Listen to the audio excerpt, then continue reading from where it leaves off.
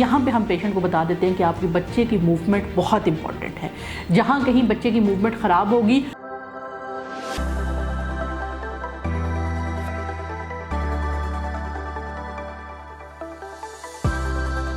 ये अस्सलाम वालेकुम, मैं हूं डॉक्टर नाइला, कंसल्टेंट गायनेकोलॉजिस्ट और इनफर्टिलिटी स्पेशलिस्ट गायनी सोल्यूशन के फोरम से।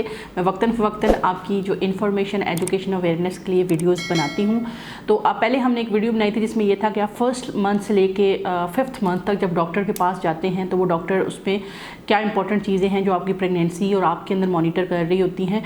तो उसी का ये पार्ट बी है जिसमें कि हम ये देखेंगे कि 6, 7, 8 और 9वें महीने में जो एंड वाले 4th मंथ होते हैं, जो विज़िट आप डॉक्टर को करते हैं उसमें डॉक्टर आपको क्या जो है वो उसमें देख रही होती है। तो जो 20 या 22 हफ्ते के विज़िट के बाद नेक्स्ट आपको डॉक्टर कॉल करती है 26 हफ्ते के ऊपर। 26 हफ्ते जो है ये बहुत ही क्रिटिकल पीरियड होता है, क्योंकि ये वो टाइम होता है जब आपकी टेटनस की वैक्सीनेशन ड्यू होती है। डॉक्टर आपकी टेटनस की वैक्सीनेशन करती है 7वें महीने वाली। इसी तरह से जो है वो आपका ब्लड प्रेशर और शुगर का टेस्ट किया जाता है, ब्लड प्रेशर को चेक किया जाता है। अगर आपको हमल में ब्लड प्रेशर का मसला हो तो वो भी मोस्टली 26 वीक्स के ऑनवर्ड ही शुरू होता है। इसी तरह जो शुगर का मसला है वो भी 26 वीक्स के बाद ही ज़्यादातर देखा गया है कि वो शुरू होता है। तो यहाँ पे उसके टेस्ट किए जाते हैं। और इसके अलावा जो है वो आपका क्योंकि पिछला एनॉमली स्कैन हो चुका हुआ होता है 22 हफ्ते पे, तो यूजुअली इस टाइम पे डॉक्टर को स्कैन की ज़रूरत नहीं होती है। वो जस्ट आपके बेबी की हार्ट बीट के लिए जो है वो डॉपलर की मदद से हार्ट बीट को असेस कर लेती है। अदरवाइज़ जो है वो आपका जो ब्लड प्रेशर, शुगर और टेटनस होता है, ये यहाँ पे जो है वो ज़्यादा इन चीज़ों के ऊपर फोकस किया जाता है। और सिंपली आपके बेबी की जो ग्रोथ होती है और जो मूवमेंट होती है उसको असेस कर लिया जाता है। और आपकी डॉक्टर आपको डाइट के अंदर कुछ चेंजेस का बताती है, क्योंकि जो डाइल्यूशनल इफेक्ट होता है, क्योंकि प्रेगनेंसी के अंदर कुदरत की तरफ से जो है वो ब्लड पतला हो के, क्योंकि नॉर्मली 5 लीटर ब्लड होता है बॉडी के अंदर, तो चूँकि अब बेबी की तरफ भी ब्लड भेजना है और माँ के पास भी ब्लड लेना है, तो कुदरती तौर पे ब्लड क्या होता है, डाइल्यूट हो जाता है। डाइल्यूट होके उसका वॉल्यूम ज़्यादा कर लिया जाता है। तो वो जो वॉल्यूम ज़्यादा होने की वजह से खून की HB कम होती है, वो इस टाइम पर मैक्सिमम डाइल्यूशनल इफेक्ट हो गया होता है। तो इस टाइम पर आपकी डॉक्टर आपसे कहती है कि आप एक CBC भी करवा लें। CBC की जो हम HB चेक करते हैं उसमें अगर तो हमें ये आइडिया हो जाता है कि इस पे अब हम मेडिसिन से ही इसका गुजारा ठीक हो जाएगा, या हमें इसके लिए इसको विनोफर की ड्रिप्स देनी पड़ेंगी, या डाइट इम्प्रूव करनी पड़ेगी। अगर आपकी HB डॉक्टर जो एडवाइस करती है उसमें वो 10 से नीचे आती है, तो हम डेफिनेटली आपका आयरन डबल कर देते हैं, आपको आयरन रिच फूड देना शुरू कर देते हैं। और इसके अलावा आपसे कहते हैं कि इसको 4 वीक्स के बाद दोबारा रिपीट करके देखते हैं कि जो हमने लाएअमल इख्तियार किया है वो इस पे इफ़ेक्टिव रहा है या नहीं रहा। लेकिन अगर आपकी HB 9 या 9 से कम आती है तो फिर हम आपको आयरन की ड्रिप्स दे देते हैं, ताकि फ़ौरन से इफ़ेक्ट आए बच्चे के ऊपर, जो HB कम होने के असरात ना हों, क्योंकि उससे वक्त से पहले दर्दें लग सकती हैं, बच्चे का वज़न कम रह सकता है, माँ को जो है वो बहुत ज़्यादा हार्ट के ऊपर लोड की वजह से भी जो है माँ को सांस का मसला हो सकता है और इस तरह के प्रॉब्लम हो सकते हैं। इस चेकअप के बाद डॉक्टर आपको आपके बच्चे की और आपकी ग्रोथ और हर चीज़ के बारे में जब ठीक होता है तो आपको दोबारा से रिकॉल करेगी 30 हफ्ते के ऊपर। 30 या 32 वीक्स के ऊपर जब डॉक्टर आपको कॉल करती है तो उस वक़्त वो आपको टेटनस की 2nd डोज लगा देते हैं। और दोबारा से आपका ब्लड प्रेशर और शुगर, अगर आपकी फैमिली हिस्ट्री है या आपको पिछले हमल में शुगर हुई थी, तो एक आपको टेस्ट एडवाइस किया जाता है जिसमें आपको शुगर पिलाने के बाद OGTT कहते हैं, देखा जाता है कि आपकी बॉडी शुगर को किस तरह से रिएक्ट कर रही है, किस तरह से उसको एब्जॉर्ब कर रही है। अगर वो टेस्ट ख़राब आता है तो आपकी डॉक्टर आपको डाइट के अंदर शुगर बिल्कुल कहती है कि अवॉइड करें, ताकि आपके बच्चे का वेट बहुत ज़्यादा ना हो जाए डिलीवरी के टाइम तक, या आपके बच्चे का पानी ज़्यादा ना हो जाए, या कुछ इस तरह का प्रॉब्लम ना हो जाए। और इसी तरह से अगर आपका ब्लड प्रेशर ज़्यादा आने लग गया है तो आपको डॉक्टर डाइट के बारे में बता देती हैं, और मे भी आपको ब्लड प्रेशर रिकॉर्ड के हिसाब से कुछ मेडिसिन भी आपको रिकॉर्ड रखने का कह सकती हैं। अगर 30 हफ्ते तक आपकी प्रेगनेंसी अनइवेंटफुल है, आपकी HB पूरी है, आपका ब्लड प्रेशर ठीक है, आपका शुगर ठीक है, आपको कोई किसी किस्म का यूरिन इन्फेक्शन नहीं है, आपके बच्चे की ग्रोथ बराबर जा रही है, तो इस सूरत हाल में आपको डॉक्टर दोबारा 34 वीक्स के ऊपर बुलाएगी। लेकिन अगर कोई ब्लड प्रेशर का मसला शुरू हो जाता है, शुगर का मसला शुरू हो जाता है, या आपकी ट्विन प्रेगनेंसी है तो फिर आपको डॉक्टर 2 हफ्ते के बाद कॉल करेगी। लेकिन क्योंकि हम इसमें नॉर्मल वेरिएंट के बारे में बात कर रहे हैं तो अब जब का नेक्स्ट विजिट बनता है वो 34 वीक्स के ऊपर बनता है।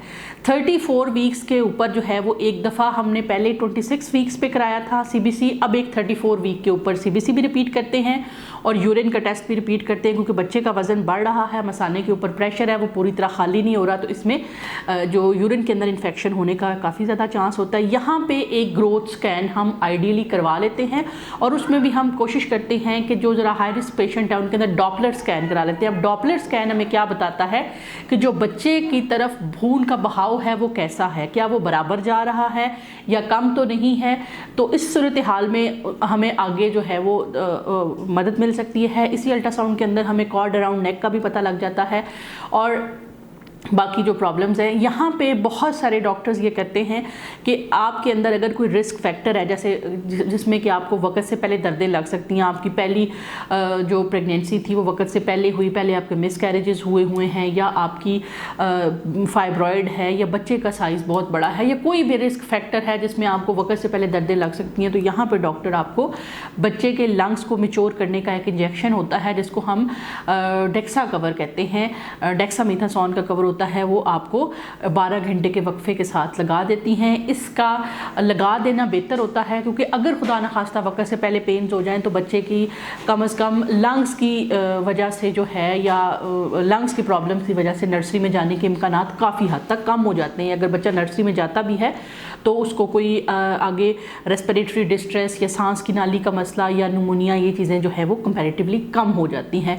तो देखा ये गया है कि जिन पेशेंट्स के अंदर कोई भी वक्त से पहले डिलीवरी होने का खदशा हो, यहाँ तक कि जो मरीज़ जिनका तीसरा या चौथा सिजेरियन हो उनको भी लगा देना चाहिए। क्यों? क्योंकि जाहिर है कि उनका फिर से सिजेरियन ही होना है। तो आप सिजेरियन के किस केस में अगर वक्त से पहले दर्दें अक्सर पेशेंट को शुरू होने लग जाती हैं तो हमें करना पड़ जाता है, तो उनको दे देना ये बेहतर होता है। 34 वीक पे अगर आपकी HB ठीक है तो आपको और आपका यूरिन का टेस्ट ठीक है, इसके अलावा आपका ब्लड प्रेशर, शुगर, बच्चे की ग्रोथ, बच्चे का जो लाइकर वॉल्यूम है, बच्चे की तरफ खून का बहाव, आपका जो वो है वो सब कुछ ठीक है।